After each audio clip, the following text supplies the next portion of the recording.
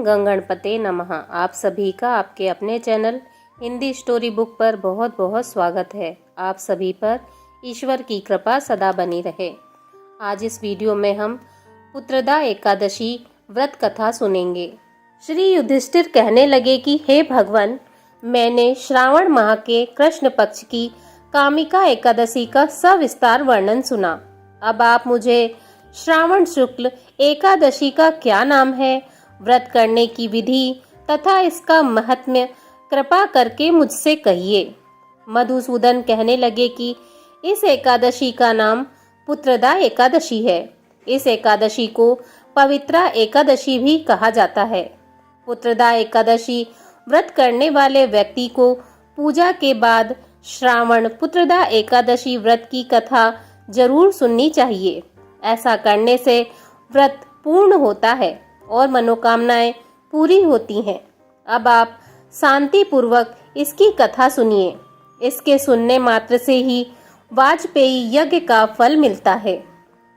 द्वापर युग के आरंभ में महिष्मती नाम की एक नगरी थी, जिसमें महीजीत नाम का राजा राज्य करता था। लेकिन पुत्रहीन होने के कारण राजा को राज्य सुखदायक नहीं लगता था। उसका मानना था कि जिसके संतान न हो उसके लिए यह लोक और परलोक दोनों ही दुखदायक होते हैं। पुत्र सुख की प्राप्ति के लिए राजा ने अनेक उपाय किए, परंतु राजा को पुत्र की प्राप्ति नहीं हुई। वृद्धावस्था आती देखकर राजा ने प्रजा के प्रतिनिधियों को बुलाया और कहा, हे प्रजाजनों, मेरे खजाने में अन्याय से उपार्जन किया हुआ धन नहीं है, न मैंने कभी देवताओं तथा ब्राह्मणों का धन छीना है। किसी दूसरे की धरोहर भी मैंने नहीं ली। प्रजा को पुत्र के समान पालता रहा।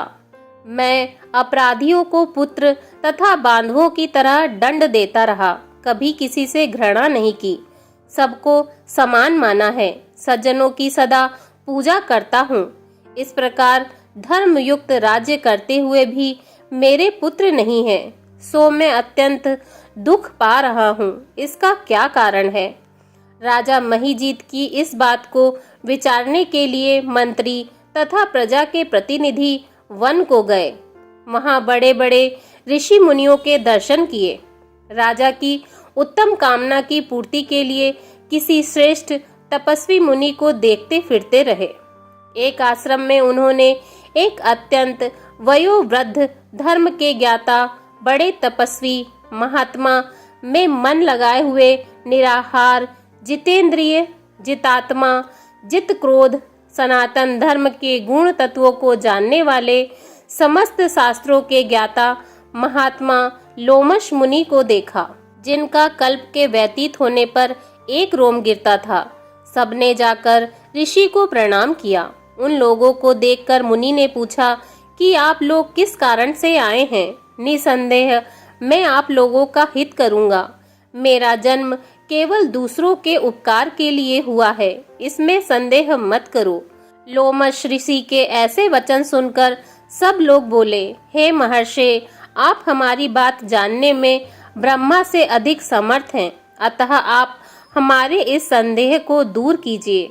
महिष्मतीपुरी का धर्मात्मा राजा महीजीत प्रजा का पुत्र के समान पालन करता है, फिर भी वह पुत्रहीन होने के कारण दुखी है।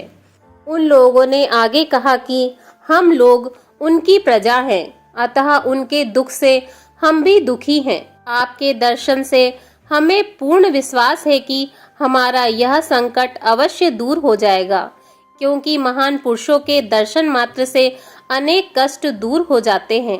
अब आप कृपा करके राजा के पुत्र होने का उपाय बतलाइए।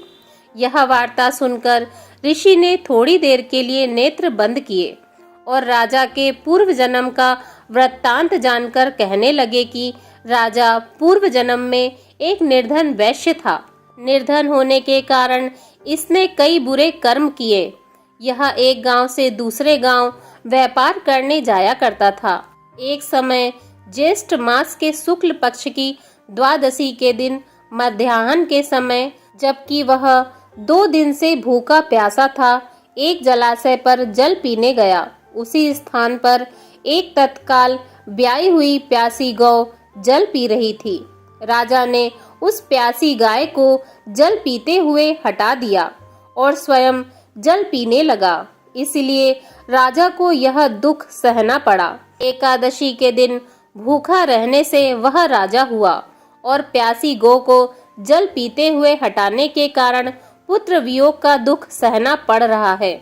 ऐसा सुनकर सब लोग कहने लगे कि हे ऋषि, शास्त्रों में पापों का प्रायश्चित भी लिखा है, अतः जिस प्रकार राजा का यह पाप नष्ट हो जाए, आप ऐसा उपाय बताइए।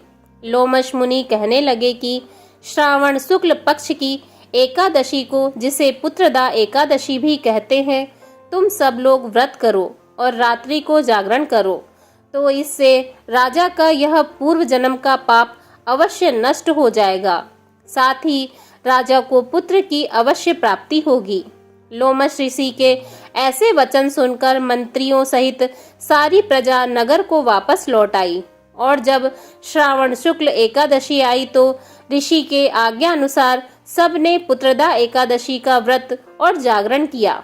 इसके पश्चात द्वादशी के दिन इसके पुण्य का फल राजा को दिया गया। उस पुण्य के प्रभाव से रानी ने गर्भ धारण किया और प्रसव काल समाप्त होने पर उसके एक बड़ा तेजस्वी पुत्र उत्पन्न हुआ। इसीलिए हे राजन, इस श्रावण शुक्ल एकादशी का नाम पुत्रदा एकादशी पड़ा। अतः संतान सुख की इच्छा हासिल करने वाले इस व्रत को अवश्य करें।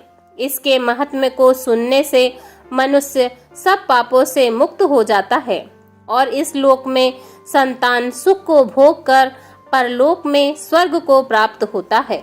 बोलिए भगवान श्री हरि विष्णु की जय।